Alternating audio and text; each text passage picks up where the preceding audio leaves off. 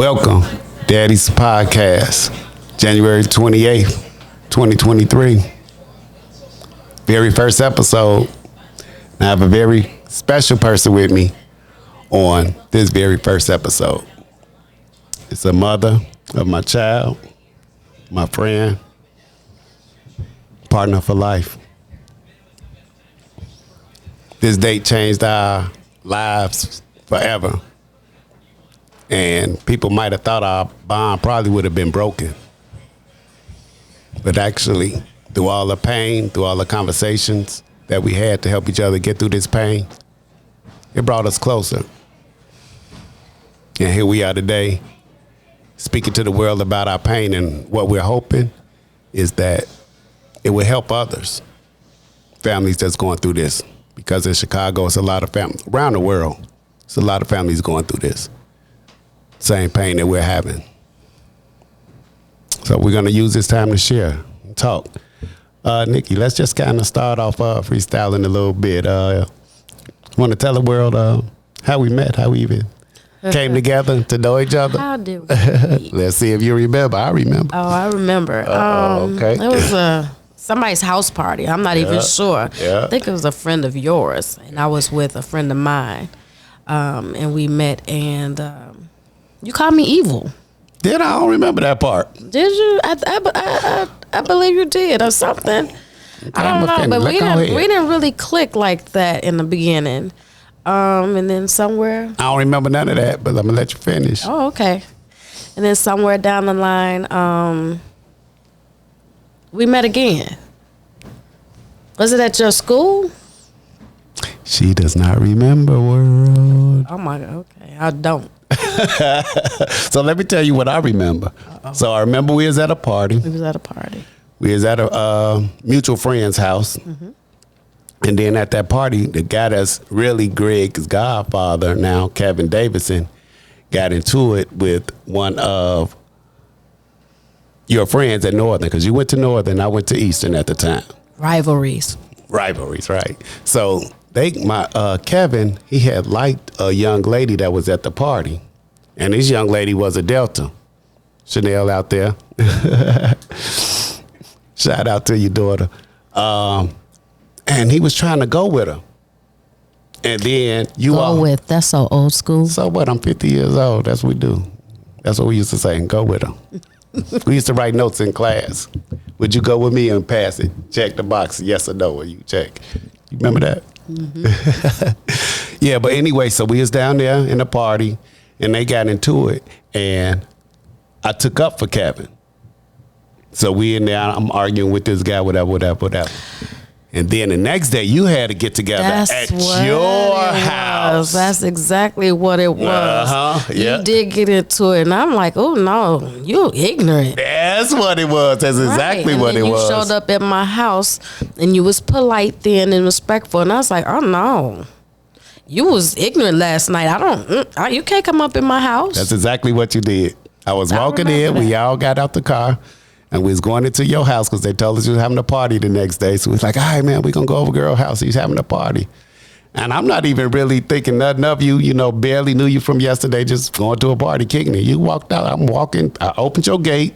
I was walking up the way to get to the stairs. You came walking down the stairs like, don't come over here acting like you was acting last night. I'm like, whoa, who is this? And you just started fussing me out. I'm like, it wasn't even it was your people fault. After that sounds about right. We talked, and then we left. We both went back to school, and then Vox, the guy that did the soundtrack to my intro, he was like, man, old girl digging you. And I'm like, who? He's like, old girl went to party. I'm like, oh man. And he gave us each other numbers. Okay. And that's what I remember, how we met, and we just kicked it for a nice amount of time after that. But yeah, that's our story. You agree with that somewhat? I agree with that. I remember that now. So that's how we met. And that was back in... Yeah, we're going to leave that alone. Okay, I would have thought about the date, but okay. We're going to leave that alone. Here we go. January 28th. Here we are. I want to use our son's platform, though, also as a way to show the world that Black fathers are loving their kids. We are in our kids' lives. And I would like to take this time for you to give out flowers to a man that raised you. What's his name? And what is something that he really showed you that a black father should carry, should show? I was raised by my dad, Rodney Walter Griffin, Sr., or the first, as he's called. And just, raised me to be an honest young woman, to be respectful, to give respect, to show love, to give love. Basically, what you give others, or you give others what you want to get in return. He wasn't at home. My mom and dad had separated, but I was always there every summer to visit him. My mom made sure that we continue to have our connection, to continue to grow the bond. So that happened. My dad was the first person who taught me how to drive. He showed me how to swim. He made me feel like I can become an Olympian. Wow. Wow. Always took me swimming. There was not a day we did not swim. We snuck in the hotels to go to the swimming pool, then to the park district. But my father was a strong man, or is a strong man, I'm sorry. And there's like nothing in this world I wouldn't do for my dad. He was there. And I can't ask for anything more. He brought in, he raised 2 other children, my brother and sister, and we're close. We may not live in the same states, but we do talk. We do visit. Rodney Griffin, shout outs to you.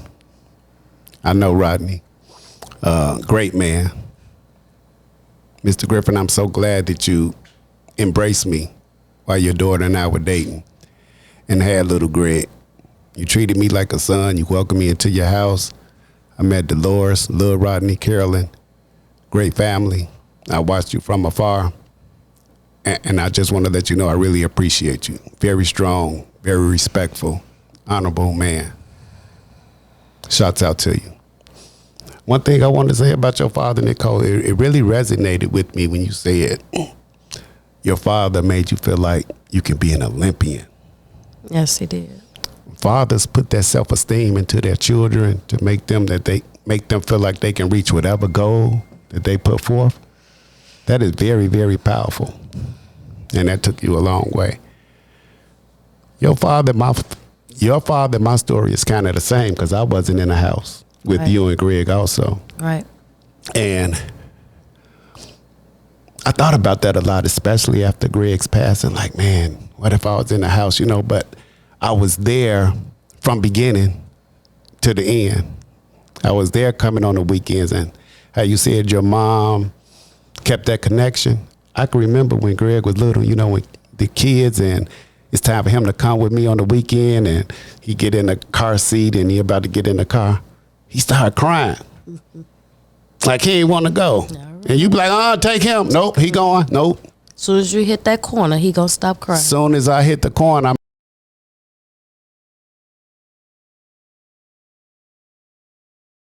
he stopped crying. By the time I got to Stony Island, we were good. And that we did that for weekends for maybe 14 years. Mm-hmm. We did that. And I appreciate you for letting us keep that connection. Those times that he didn't want to come over because he was just up under you. You was like, no, go on and go. And that was important, I appreciate you for that. And Greg and I built a very, very strong bond as he was younger, picking him up, taking him to the barbershop every week, every other week, for years, So through those things, we definitely kept those connections. So I just kind of wanted to say that because I think your dad and I, we had that in common. Mm-hmm. And that was good. Well, let's get to today.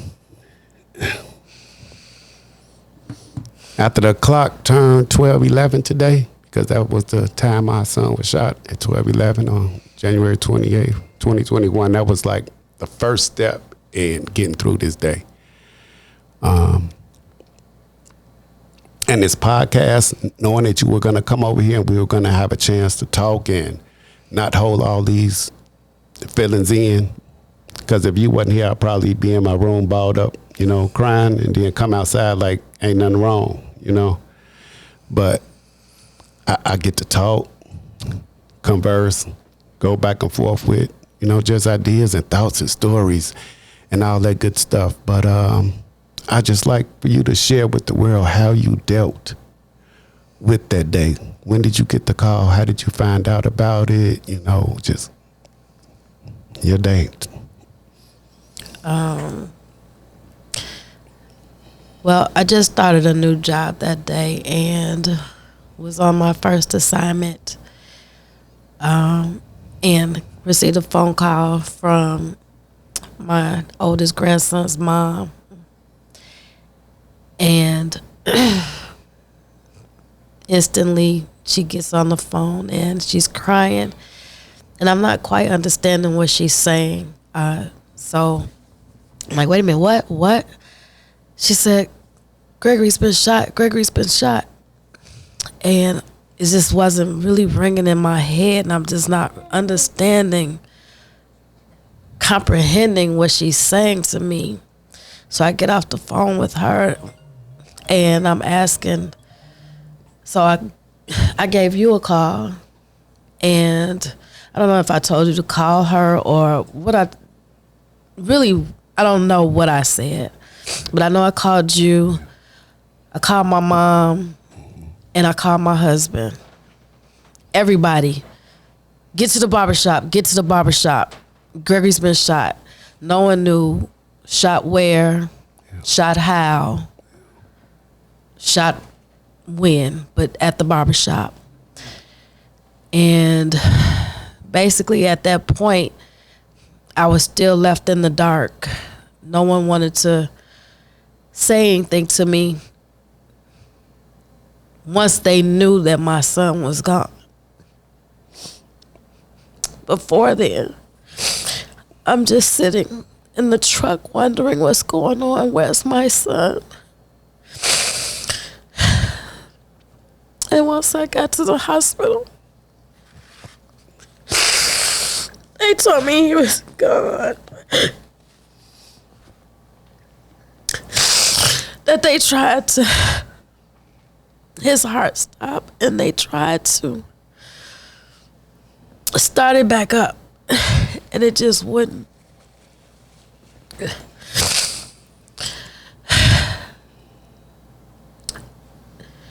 And the hardest part about that day is I wasn't there. And I just always felt, I'm going to be there for you. I don't care what it is. I'm always there for you, wherever you are, right or wrong. I'm there for you. And I wasn't there. And then to get there, and I couldn't see him. They wouldn't allow us back there because of COVID. Nikki, is that you never let Greg down. You were there from the beginning to the end. I watched you. I was right there. I watched you change diapers, take him to school, take up for him when he was right or wrong. You was there. You know, but God does have a plan, and we definitely have to recognize that God has a I just part wish in he this. would have put me in on a plan. Yeah, me too. Sometimes I don't understand. You know, I'm like, God, why? You know. It's not meant for us to understand, I guess. Yeah. But I know he's there, and I know he's watching us and protecting us, and I know Greg is in a good place, even though we wish he was right here. Yes. You know? Yes. Yeah. Something that really resonates with me about Greg being killed on this day is because I was also at work too. And I was eating lunch. It was like 12 o'clock. I'm like 12, and I get a call, and it was from Shanira. You know, when she was crying, she was hysterical. And I'm like, he got shot. I'm like, it's 12 o'clock in the, what you mean? So she like, go to the hospital. And I went straight to the hospital. And yeah, it was, you know, bad, worse. I couldn't get no worse. Lost your heartbeat. You can't breathe no more. I fell down. I lost all the energy in my body. Yes. I was on the ground. Like, I don't go to the ground. Like, you know, as a man, don't fall to the ground. You know, no matter what, don't fall. And it's like Don't my body. cry. Yeah, just. Don't shed no tears. You're not no man if you don't shed no tears, and that's a lie. Oh, I grew up thinking that. I grew up thinking that if somebody see me cry, I was weak. I was soft. Like, that's not true. Yeah, thanks for sharing that. I hope a lot of us men hear that because we human. We human. And things hurt. Yes, it does. Yeah. And it's pain. It was like you want to protect your son from getting hurt, and it's like he got hurt in a worse way. Like I be thinking like, oh, my son in pain. He hurt. You know, like, damn, he hurt.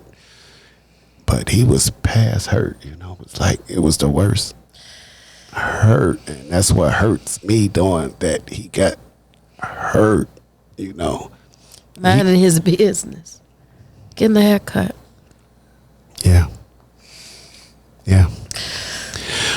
Yeah, but that's our story, and that's what we doing. We here, we getting through it with one another. But also, let's talk about a lighter note, all right? Okay.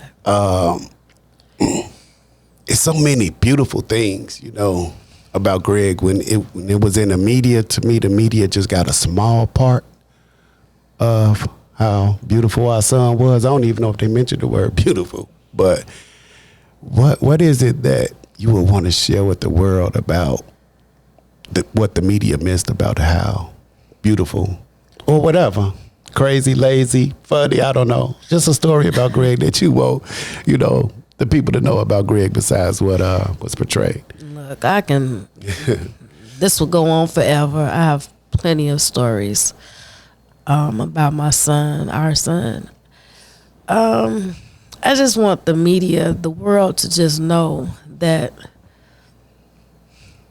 as a child, Gregory was a happy child. He picked up friends instantly. I mean, he's outside and just people gravitated to him. He was just one of those kids. He loved basketball, but, you know, I tried to put him in various of sports and baseball. And he was like, no, he ain't even chase no ball. Yeah.